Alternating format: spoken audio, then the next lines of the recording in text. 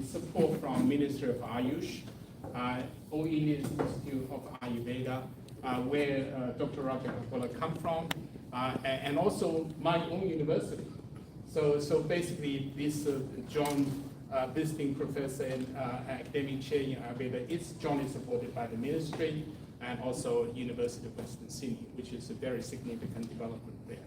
So we aim to basically, in this program, we aim to basically conduct scientific research and really to help to inform the evidence needed for evidence-based practice of Ayurveda in Australia, in India, and around the world as well.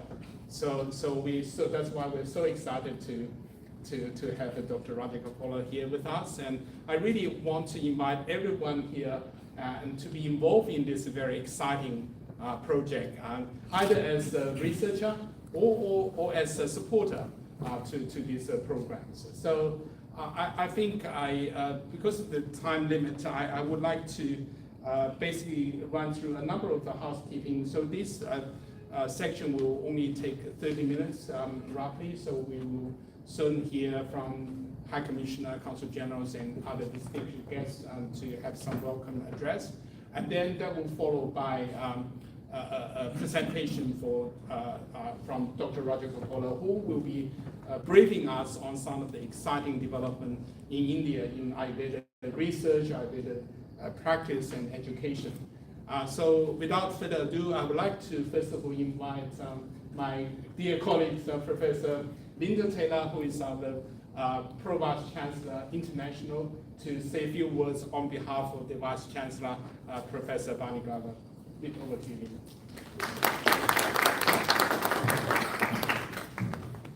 Thanks, Dennis. It's wonderful to be here today. This is such an important moment in an important journey. I'd like to acknowledge our distinguished guests today. It's wonderful to have the High Commissioner and Consul General here, Deputy Consul General. It's a real honour to have you share in this the moment in time, which is a very big celebration of Dr. Raja Gopala's arrival in Australia and the start of what will be, I think, a very engaged and dynamic research agenda that will help to bring Ayurveda to Australia, that will help to bring the evidence base, that will assist in the understanding of Ayurveda and the integration of Ayurveda into Western medicine. A hugely important role, a very important day. I'd also like to acknowledge Jodie Kai. Lovely to have you here. I know you turn up everywhere. It's so important to have you. Thank you very much. And also Dr. Naveen Shukla, President of the Australasian Association of Ayurveda, and others from that association. Councillor Sandy Reddy, if he's perhaps arriving a little later, and other distinguished guests, ladies and gentlemen. I repeat Dennis's comments. It gives me great pleasure to welcome Dr. Raja Gopala from the All India Institute as the visiting professor and academic chair in Ayurveda. Today, as I've said, is the culmination of 5 years of partnership building and is made possible by the Ministry of Ayush and Western Sydney University, who jointly fund the chair in Ayurveda. I also want to extend my heartfelt thanks to the Government of India, as well as the Ministry of Ayush and AIIA, in creating this initiative, which fosters research collaboration and strengthens the cultural ties between Australia and India. In his role as the Ayush chair, Dr. Raja Gopala will provide leadership to develop collaborative research strategies that advance the scientific base of Ayurveda and promote the translation and integration of evidence-based Ayurveda interventions into conventional healthcare in both countries. How important is that at a moment like this, where all the healthcare in all the countries across the world is facing such challenges in terms of how do you stretch the healthcare budget? How do you move from interventions that are only targeted at treating the problem but not understanding the sort of holistic base of health. And I think for the West to begin to embrace that holistic base of healthy living and all that Ayush offers is really important for individuals, for communities, and for the global healthcare budgets now and into the future. So it gives me great joy to share in this important ceremony. I was lucky to be part of the journey. I joined the first step, signing the MOU between the university and AIIA in Delhi in 2019 as part of a delegation that was led by one of our ministers. So from the very beginning, high-level support and acknowledgement of just how critical this initiative can be for the countries as well as for the people. And in November 22, as part of another delegation led by Western Sydney University, I was honoured to join our Vice-Chancellor, dignitaries of the Ministry of Ayush and AIIA to jointly announce the appointment of Dr. Gopala. And finally, we have you here. So Western Sydney University is committed to complementary and traditional medical research and education.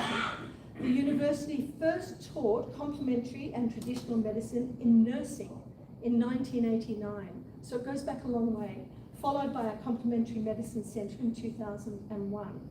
We hosted the National Institute of Complementary Medicine, NICM, since 2007, with the support of both federal and state governments.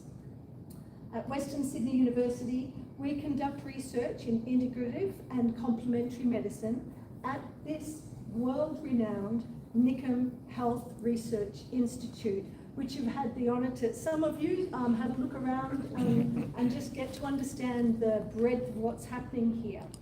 And it keeps growing. The university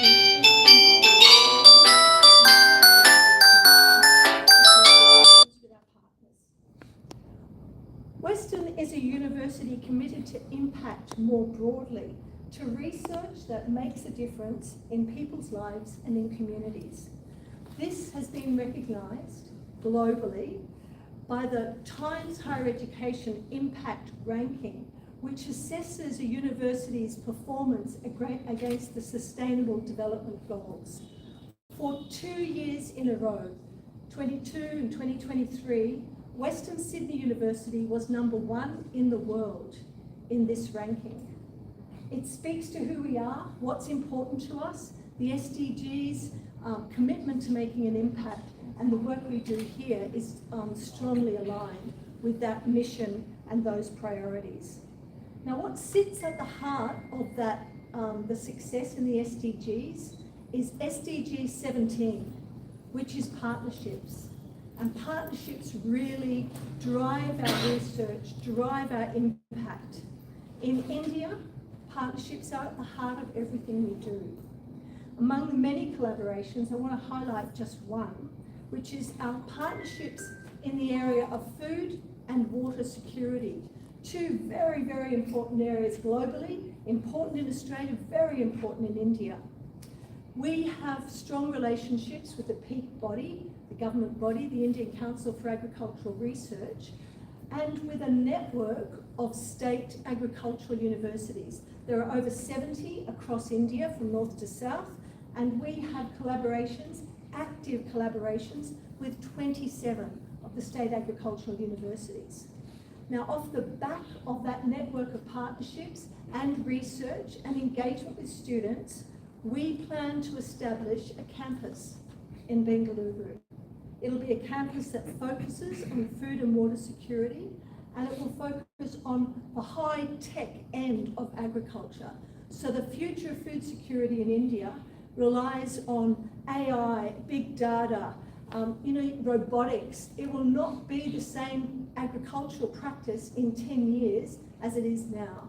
And so we want to be at the forefront of training the next generation, where farmers and all of those that support the agricultural systems in India are equipped to use the latest technology, to be prepared for the impact of climate change, of climate uncertainty. So many of the technologies, the research and the teaching that we'll take to India are based in these areas. We want to have an impact, we want to have an impact at scale, we want to be in the country, we don't want to have students only able to come to Australia for 3 or 4 years and study. We want to be able to have a bigger impact than that, and to do that we need to be in India, with India, for India. And the campus is the extension of that philosophy. The new partnership via our academic chair encourages research, innovation and collaboration with national and international communities, contributing to environmental well-being, economic and social well-being. The work of the chair will help realise the university's commitment to global engagement, to global impact and to excellence in research and innovation. On behalf of Western Sydney University, I welcome you, Dr. Gopala, as a new member of our university community, and look forward to building on our partnership with the Ministry of Ayush and AIIA through this initiative. Thank you.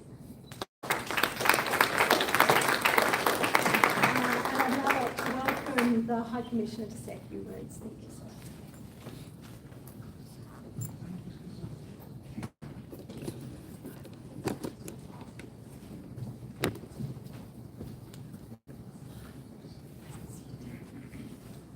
Director of NICM, Professor Chang, Pro-VC, Professor Taylor, the National Chair of AIPC, Jody McKay, Councillor Pandey, who we met earlier this afternoon, Dr. Gopala Shrikrishna, other leading lights and practitioners of Ayurveda, including Dr. Shukla, Dr. Ghosh, and many others amongst you. My colleague, the Consul General, Dr. Janki Raman, Neerav Sutaria, also Deputy Consul, Ms. Agarwal from Canberra, the High Commission. Ladies and gentlemen, of course, Director of the Cultural Centre, Niyati ji.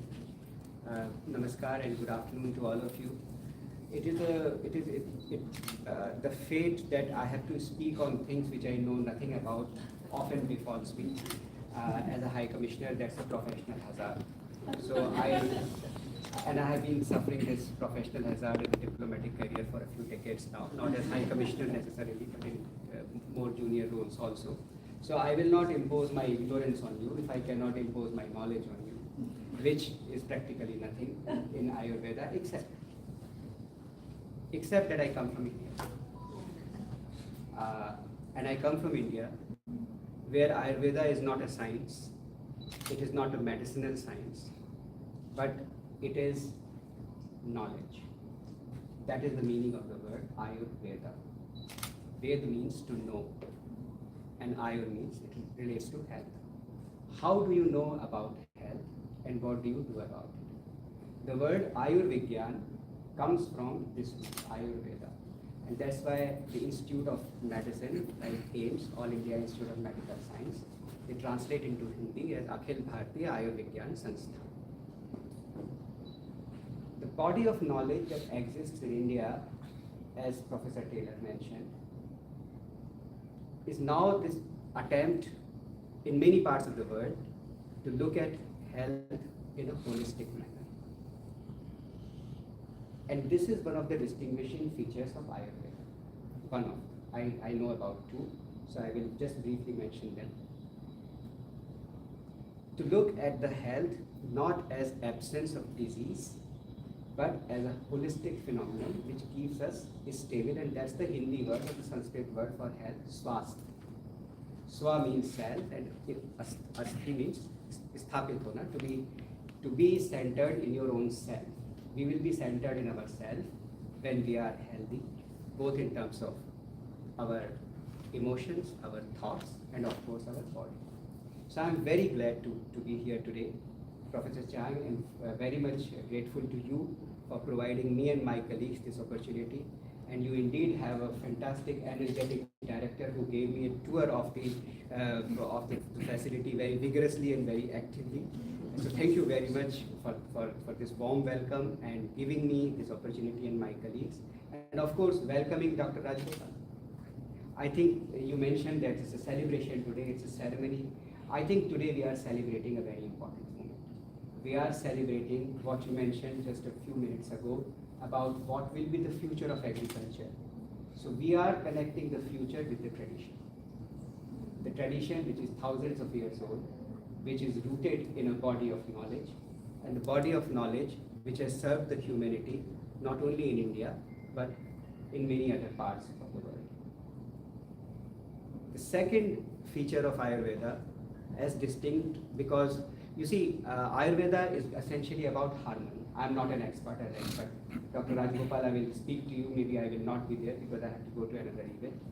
But it is about harmony and balance. Harmony and balance inside and of the inside with outside. This harmony is very important. And when we speak about this harmony, of course it cannot exist without an organized structure of knowledge. There are different pre-industrial societies which have their own pharmacopoeia, which have their own herbs and medicines. So does Ayurveda. So do the First Nations or indigenous people in Australia. But what distinguishes Ayurveda from other such sciences or practices is that it is an organized body of knowledge, very well documented through an effort which translates itself into not only degree doctoral courses, but postgraduate courses and research.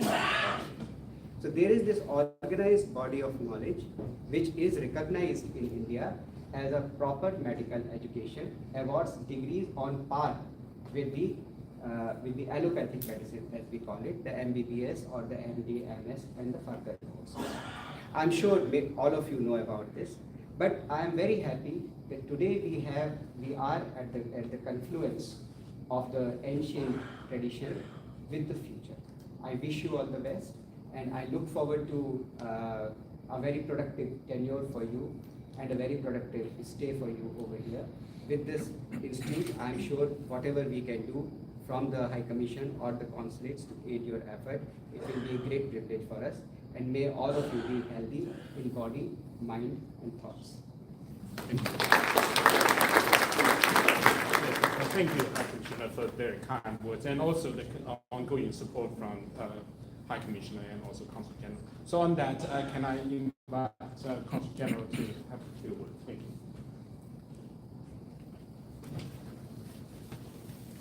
Good evening, all. The multiple role played by Professor Chang as a MC, as a director, as a scientist, as a doctor of this institute. I'm deeply privileged to be in this great institution, as a Western City University, #1 institution here. I'm also deeply connected with this institution in a way that my background is agriculture. I'm really honored to visit the fantastic facilities that you have created for period, modern facilities for medical research and clinical trials. And I also I am sure for giving this opportunity to come and join with welcoming Professor Gopala and also join Professor Taylor, my good friend Jody, National Chair at ABC, and our friend Samir from the Council, from Canberra, Sagawa, also from my office, Neelam, and scientists, ladies and gentlemen, and friends from, of course, I should not miss my Cultural Secretary, Niyati, who is sitting here, who is also be very important for this institution, future collaboration in terms of yoga, Ayurveda, and all other activities. She might be one of our important contact points for the consulates. I'm happy that she's also part of this to join the welcoming Dr. As we went around and saw a lot of great facilities here, I was thinking that we are reaching next level in our natural medicines research. We have a tradition of 1,000 or 2,000 years of natural use of medical plants, and many have been recorded, not much recorded because of the knowledge going from one person to another person as a traditional way of treating disease and living healthy life in our society. As High Commissioner rightly said, it is the way of life in India. Many people will be having just eating plants and herbal medicines without knowing as part of the food. That becomes now as a medicine. Now we have formalized into a new form of research, and then we are making trials, etc. For thousands of years, we did not have any kind of trial, but we have been living healthy life. But with the modern medicine, I'm sure we are more healthy and with harmony. As I can rightly said, again, I have to keep taking cues from our High Commissioner saying that we are having a good soul because of our healthy life. I don't want to take much of your time. I would like to join everybody to welcome Dr. Gopala. During his time, I'm sure we can take our relationship to the next level. Before I conclude, I should also compliment Professor Taylor, touching upon agriculture and agriculture innovations, and what is going to be the next level of agriculture in India around the world. Being an agriculture graduate, I see the future. I've been telling this mechanization, new technology to be introduced into any country to make the productivity and efficiency of our inputs which are going to in developing the plants and new varieties. So I wish the institution that they are going to make in India would definitely be a future for the world. The sustainable 17 will be the next level. Thank you. Thank you.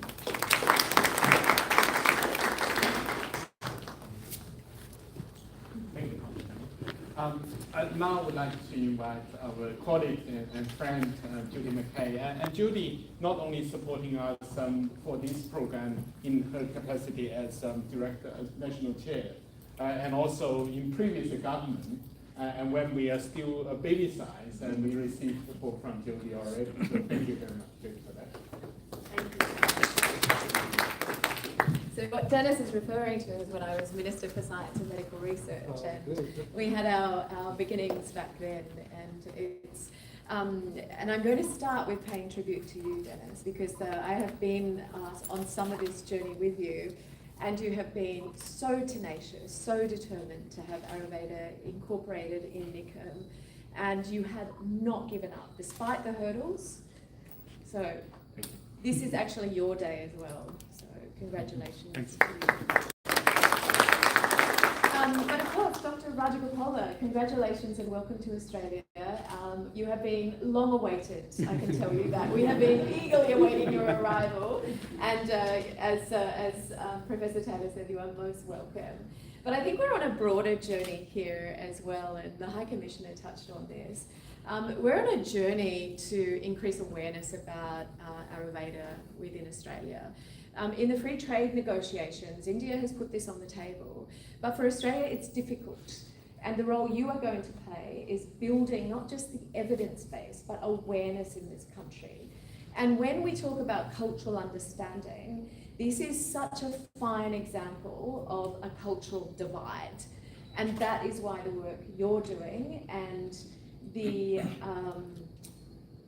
I guess the strength that Western Sydney Uni is giving this is so important, because you have one of the most important universities in this country, the #1 university in the Times Higher ranking for SDGs, actually backing this.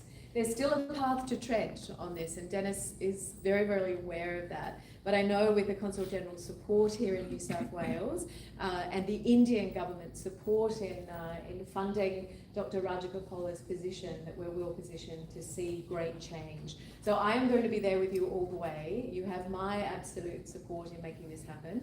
And I am here in my role as National Chair, but also as a Vice Chancellor Fellow for Western Sydney University. And before I sit down, I just want to talk about this wonderful university, because it is a university that when I walk through the door, I know what this university stands for. It's located in the heart of our Indian Australian community. It's a wonderful university with a very high quality academic aspiration. Research is at the core, but it has this wonderful global outreach, but a community heart. And that is what I love about Western Sydney University. So thank you everyone for the opportunity. Unfortunately, I've got to go and chair a board meeting, but it's lovely to see you all, and wonderful to see you, High Commissioner. I think I won't be seeing you tomorrow. I don't know if I'll be seeing you. But you know, your time here in Sydney has been very well spent. I know that you have you've been everywhere, and it's been a pleasure to host you here in Sydney. We hope to have you back soon. I shall be. Thank yeah, you. excellent. Thank you, High Commissioner. Thank you, everyone. Thank you, Judy. And now I would like to invite another good friend, Councillor Samir Pandey. I mean, Samir has been a long-term supporter to our Ayurveda programs and being a member of our advisory group for that as well. Thank you. Thank you. Good evening, all. Good evening. Well. Welcome to Parramatta as well. As Jody said, this has been long awaited. And we're very pleased to have you and welcome you to Australia and Sydney. But for me, it's also welcoming you to City of Parramatta. We are part of City of Parramatta here, which is the heart and soul of multicultural New South Wales.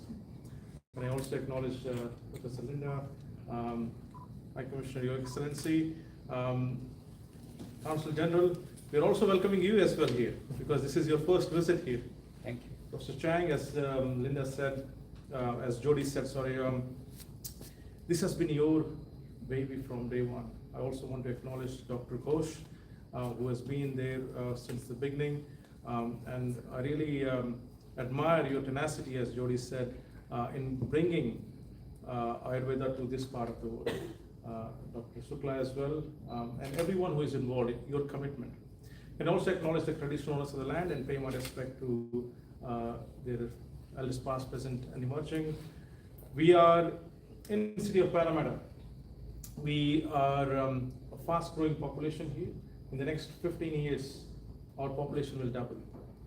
Indian diaspora is fast-growing here. As again Jody said, Sydney University, Western Sydney University is the #1 university. And there's no better place to host a chair than in Western Sydney University. Every time I walk into the Paradise Square campus, we are reminded of #1. I see in the lift and everywhere else. So we are very pleased that we have the #1 university and Neetaji, welcome as well. I didn't see you, sorry. We are very pleased that we have Western Sydney University in our LGA. We have 5 universities present with 25,000 international students. And we are I'm excited about the growth and opportunities that we have in the city of Parramatta. Ayurveda is such an important for all of us. And I think here we are starting on a long journey. For some of us, we trust Ayurveda implicitly. And we have to build that trust here. And I think that's what is the job and our responsibility, is to build that trust within the community that Ayurveda is for everyone and the benefits of Ayurveda. I thank all of you who are practicing Ayurveda for promoting, practicing, and preserving this very ancient knowledge, as you said. While we are doing that, we also have to be mindful that this is something which is also very fragile. It will only take one generation not to practice something like Ayurveda for it to disappear. So it's also a responsibility to hand over this knowledge to our next generation as well. So I say, each one, reach one, teach one about Ayurveda. And that's very important that we send that message in the community. Welcome again, Doctor, and it's an absolute pleasure to be here. And if there is anything that City of Parramatta can do to assist, we will always be very happy to do that. Thank you. Thank you, Samia. I would like now to invite Ms. Barbara Wall and Ms. Barbara, yeah. And Barbara is in her capacity as the national president of the Nutritional Australia and also the Sydney Councillor for Ku-ring-gai City Council, which is next door to me because I'm the chairman. You didn't come to my Lunar New Year? Next time. Next time. Thank you. Distinguished guests, thank you very much for having me here today. As you know, that I'm also the president of Nutrition Australia. So my passion is on two folds. One, because I'm a counsellor, and the other one that is also that I'm very passionate about what's happening about food and how we consume it and how natural things would happen. I had a look at the website before I came here, and I have to say I was quite impressed with what the university is doing. And can I say to you, I'm going to read this because I was really very, very impressed. So, Western Sydney University's NICM Health Research is a global leader in the integrative and complementary research and policy. So it's good to have the research, but we're also doing the policy side of work, which is really good. As an excellence in research for Australia, ERA's 5-rating institute, they're globally recognised for world-class research and innovations in this area.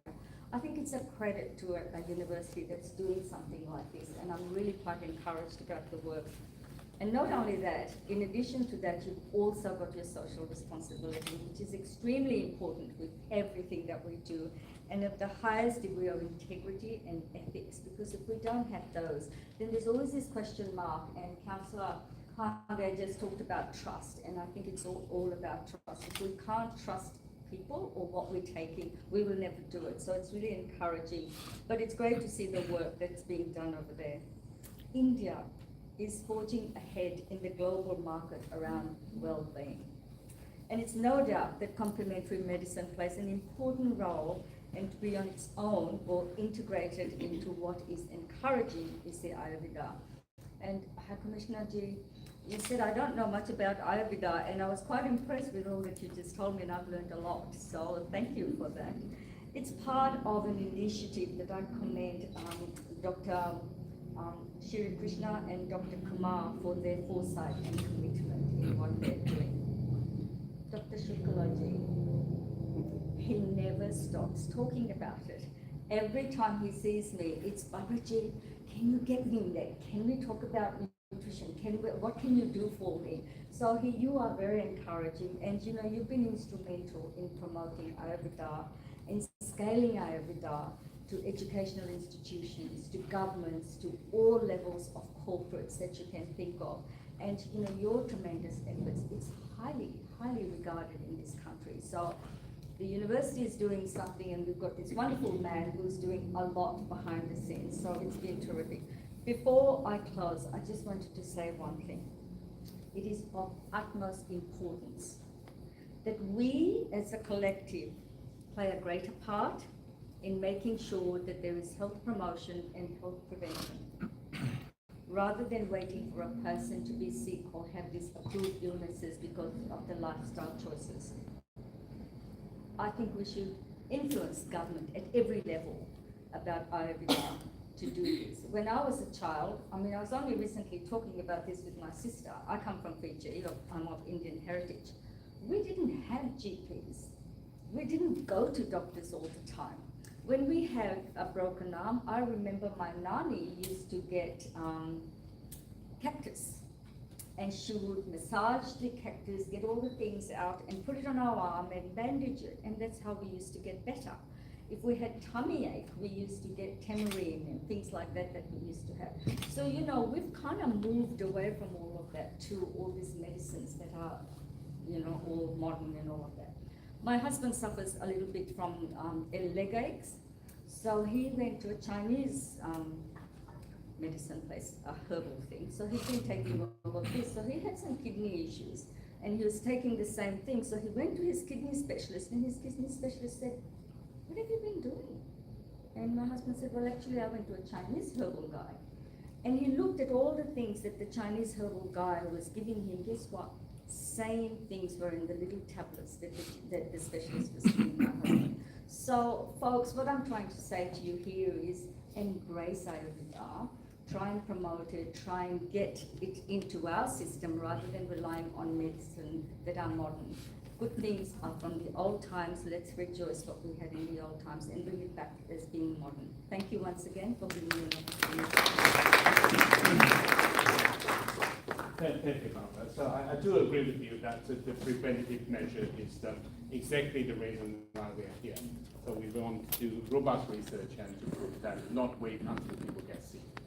Thank you. I also concur with you about comments of Dr. Sukla. So obviously he's very instrumental and has been a close colleague over the last several years, and we already have many brainstorming sessions together in terms of how best we can take advantage of Dr. Raja Gopala's arrival and to really promote Ayurvedic medicine through scientific research. On that, please welcome Dr. Sukla. Good evening and namaste to everyone. It is a big day for us, Dr. Raja Gopala. We are here to welcome him. It's not an ordinary day, particularly for me and for all our Ayurveda practitioners over here. We were been waiting for this day for a long time, and every, not month, not week, every day we were talking with the Dr. Dennis about this, and ultimately these things happen. As this day is only for Dr. Raja Gopala, but I will say thank you to all of you, Sameer, Barbara, Ms. Taylor, our team of High Commission. First time I have seen team of Indian government, our whole team is over here in one event. Previously, always only one person was coming.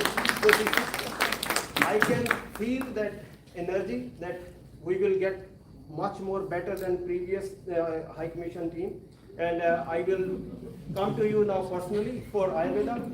And second thing, Sameer is very much dedicated. Whenever we call him, he always present for us. Barbara is always present for us. The thing is that I really want to cry today because Ayurveda was being ignored for ages. Our patron is over here from Adelaide, Dr. Kishan Kumar. He is the one who established Ayurveda Association.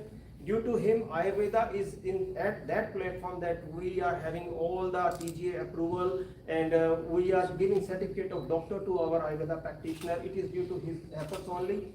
And we work with the all health funds. Only few years back, most of the health funds are away from us. But again, we have started getting it back. I believe that the High Commissioner team and Consular General team will help us to incorporate with all the health funds people. And because this day is for Dr. Gopala, I promise you from the behalf of AAA team, Australasian Association of Ayurveda team, whatever you need for the propagation of Ayurveda, all of Ayurveda practitioners, we will sit behind you, we will come with you and we will help NICM and you. We just want to promote Ayurveda at peak. Thank you very much to all of you. Thank you. Thank you. So now I would like to invite Dr. Kumar. So I might the pilot work you have been doing in the Ayurveda space and really great to have you. So please have some.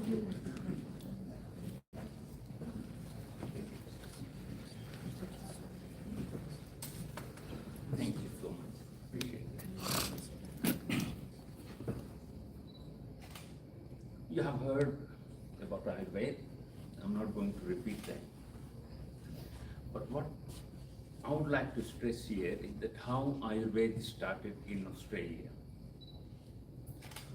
And that was 1981 when our late Professor Manfred Junius, a great Ayurvedic practitioner who studied in India, we decided, we migrated to Australia from Italy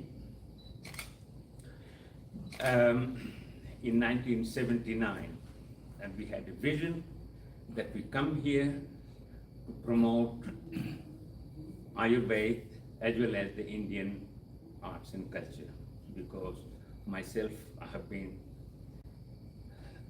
quite a well-known drummer, pakhawaz and tabla player who played. And Professor Junius was one of the greatest Subahar players of India of his own time. And we, in 1981, we decided that it is time here that we should promote Ayurveda. Because we also were licensed to manufacture Ayurvedic herbal medicine. At the time, nobody knew what Ayurveda was. And we started that in 1980 in Adelaide. In 1981, we thought that we should bring an Ayurvedic practitioner or Ayurvedic scholar to Australia to stimulate some sort of Ayurvedic knowledge here. And at that time, late Dr. Bhagwan Das came here. And that was the beginning of Ayurveda. At that time, nobody knew about what Ayurveda was. However, we had 23 students enrolled in his course. And it was very enthusiastically received. And then Dr. Bhagwan Das said that, why don't you start a regular course now? You have a good response here. So in Adelaide, we formed Australian School of Ayurveda. And that Australian School of Ayurveda sponsored many doctors, many heads of departments and deans of faculties of Banaras Hindu University, Pune University. For example, Professor P.H. Kulkarni, a giant in Ayurveda. And that, at that time, we did not even have a rudimentary facilities to start Ayurveda. However, 1986, we thought that we should give it a structure of Ayurveda, a course for 2 full-time years of proficiency in Ayurveda. And that started in 2088, we completed that, and then our students went to India, to Pune, to complete their practical and herbal experience, whatever they could have it there. And at that time it was the Ayurveda Rasashala was the one which sponsored that. Then when we came back, then we said that of course 2 years course of Ayurveda is not enough. So we said that we should start another 2 years course of advanced diploma of Ayurveda. And at that time we formed in 1988 an Australasian Association of Ayurveda Incorporated in Adelaide. Ladies and gentlemen, since then, nothing, it is all a matter of history now what has happened there. And that was the pioneering work we could not do unless we had the support of the local Australian government. And for the first time,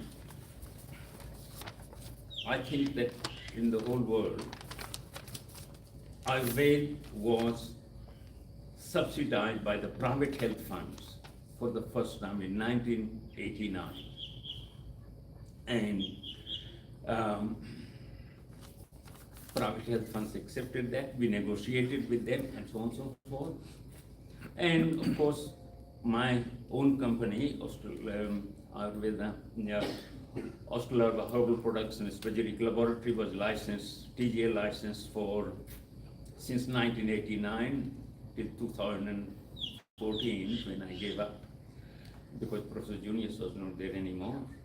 And then that starts now. Now, we have had many challenges, particularly in 2019, 1st of April, the government decided that they should take away the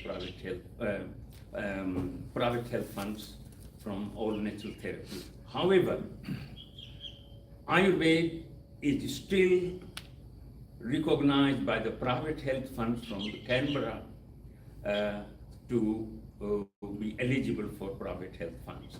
However, our organization is small, we do not have that capacity yet.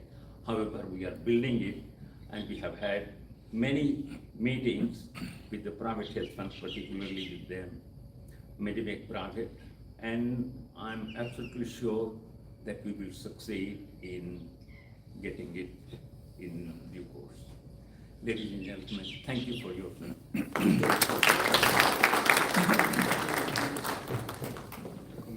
So now the last but certainly not least, my long-term dear friend, Dr. Dilip Ghosh, and who has been so instrumental and being our anchor in India and opened so many doors for us and with Pune, with Ministry of Ayush and many others as well. So it's also your day as well, Dilip. So Please welcome David to have his few words. Thank you, Dennis, for your kind words. Good afternoon, or good evening, everybody. Thank you, sir. First time we are meeting, and also Dr. Janaki Raman. Actually, yesterday night I went back my email archives. We had one, I think the AAA, they organized one conference in Melbourne in 2017 on Ayurveda, and Dennis and I both attended there. And that time we conceived this idea, why we are not going for something what NICM already done on traditional Chinese medicine. Then coming back from Melbourne, I think it's 26th of September 2018, I wrote one email without copying Dennis, because that time I haven't any idea what will be the response from ministry. So our idea. So we want to do something to the Dr. Kotecha, Rajesh Kotecha, he is still Secretary, Ministry of Ayush, and also the Dr. Manoj Besari, he is the advisor and coordinator for the international business also. And we got some very positive response. It took long time, 4 years, to sign the MOU with Ministry of Ayush and All India Institute of Ayurveda.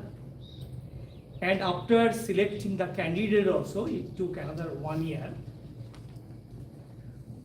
Dr. Gopala, we called RG. He is my good friend and old associates also, to land it here. So, welcome. So we are looking forward to do some groundbreaking thing in Australia. We worked, it's a very interesting because I have been in the front. We have been working with 3 high commissioners before on this project, that without you. That is, we started with Dr. A.M. Ganden, few months of his last tenure, then Mr. Gitesh Sharma, and then Manpreet Bhora, the last one. And also 2 Consulate General before you. Few months with Dr. Vandal Verma, I think from Manipur or something, from Southeast India. And lastly, for very closely and long time with Mr. Manish Gupta. Very supportive and everything. So I am not a Ayurvedic practitioner, but I have very strong background in both research and commercialization of natural medicine.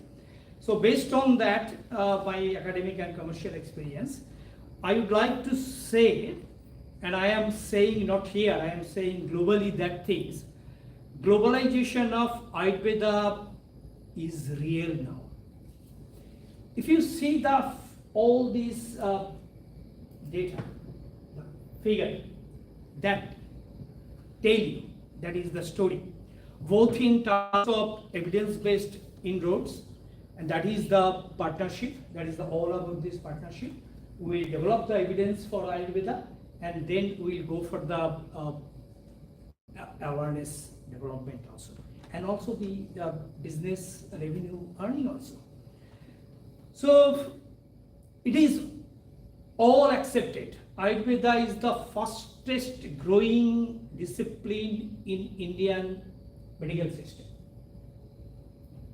The projected growth of the global Ayurveda market is 9.2 billion in 2023 to 26.16 billion in 2032. It's a huge, huge growth.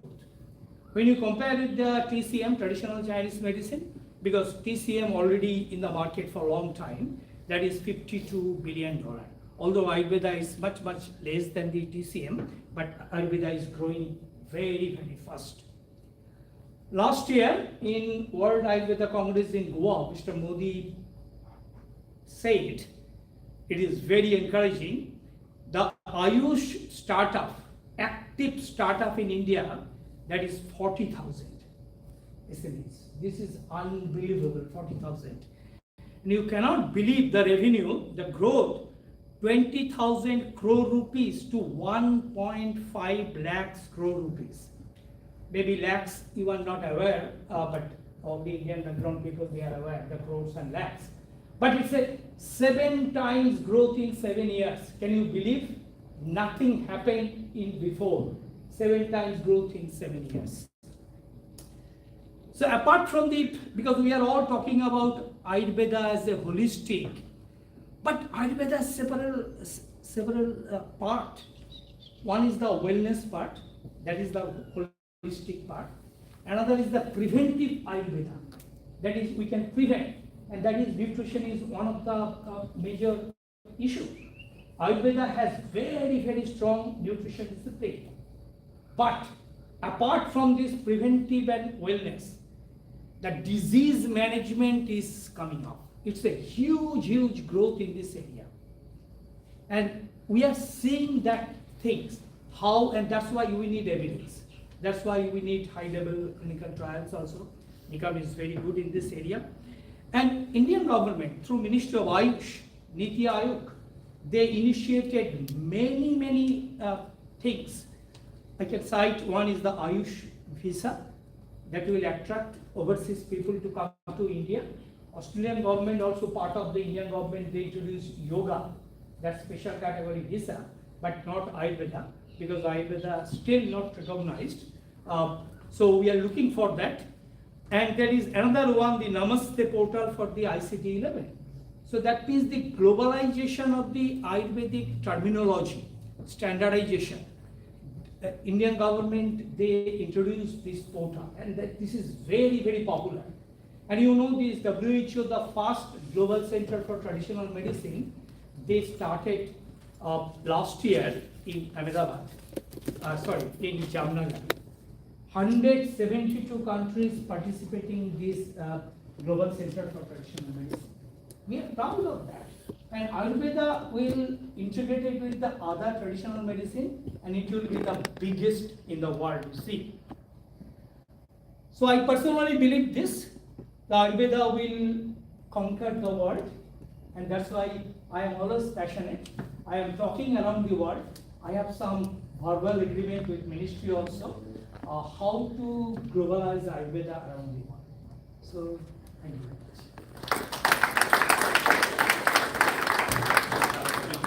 So I guess I just want to say last thing is really we wouldn't be able to make this without support people like Dilip, Dr. Tim Carr, and Farida. Oh yeah, sorry. I was looking over that way.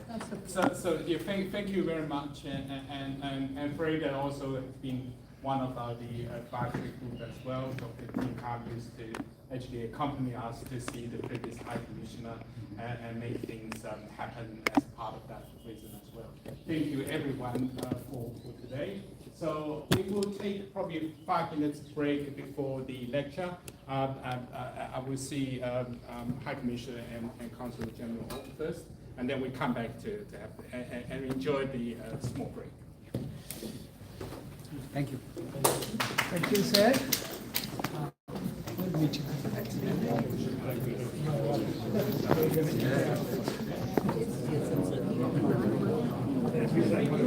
How are you? Doing good?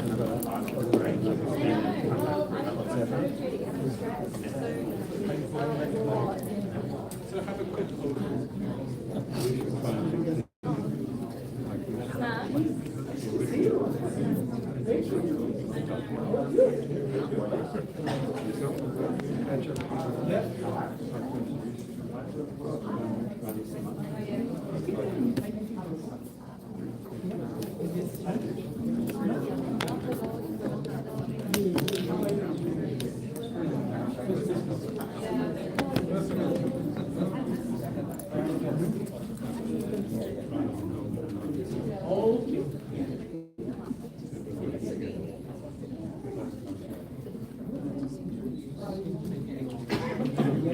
Thank you very much.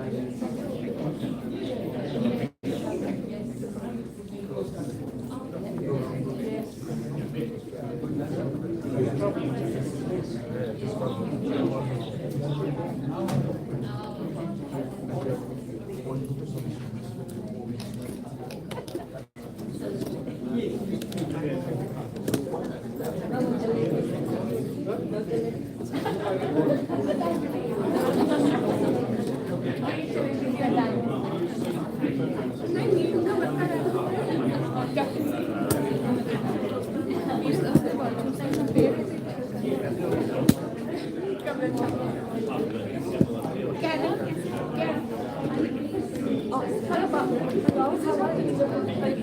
to meet